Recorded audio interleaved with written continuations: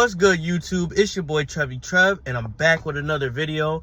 Unfortunately, this is going to be a rant video, but I wanted to start off this rant video positive, ironically, because shout outs to my barber, because he inspired this idea, because he finally opened up his own shop with his girl, and they had a lot of communication, they worked hard, and they got their own place, and he hooked me up, bro. He's working like the rent is due, so I salute to my barber. But I wanted to jump off of that point because I wanted to know, because me and him were talking. I wanted to know, and I wanted to ask you, my viewers, why is being toxic cool? Because me and my barber were having a conversation about it, because I was asking him, like, how did him and his girl get great communication skills, and how did they improve in everything, and how did they start this business together and get to a point where he could trust her like that?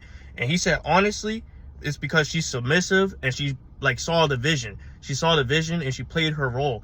And I was like, yo, that's like a rare breed. Your girl is a different breed. Shout outs to her and shout outs to you, because that's rare to see today in society. Because when I work and I manage people and I teach, I see so many people with the wrong idea of how to have relationships with people, and it just has a trickle down effect. Because I see it with, not to bash the young ladies, but I see a lot of the young ladies, they have this toxic mindset of using people and getting what they want and just doing things for money. Because I was talking to this girl that I work with, right?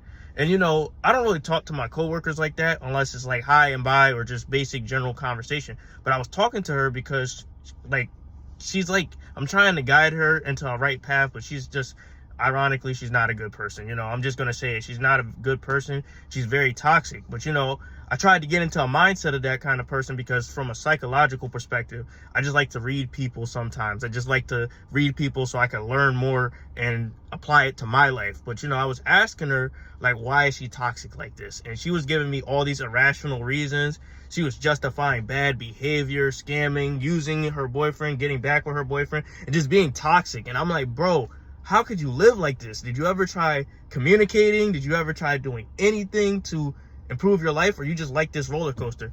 And then honestly, she was a menace and she didn't have any solution, and she just jumped to toxicity. And I'm like, damn, bro, it's hard to re-educate the youth because, they listen to Sexy Red. They get influenced by all these crazy people. And it's just like, why, bro? It's like, why would you want to be like these people who are probably miserable behind closed doors and promoting this nonsense to make people feel like, oh, this is cool, this is crabs in a bucket, because they're lonely?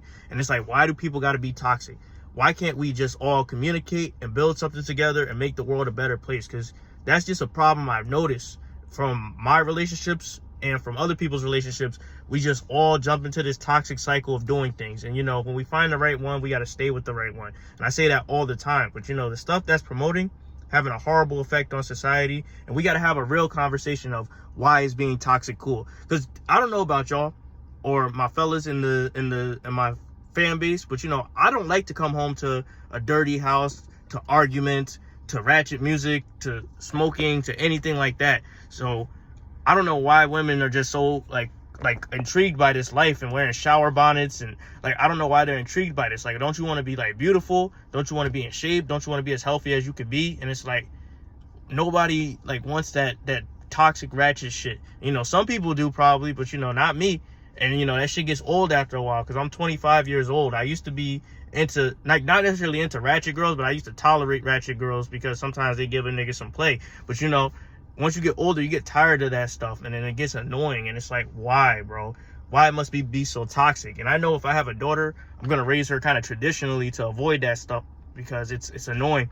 And you want to have positive relationships in your life, not negative, because all toxin is a poison, bro, and it poisons you slowly, whether that be through your mental, through your physical, or whatever it may be. And we just all have to have the real conversation of what the hell is wrong with us relationship wise.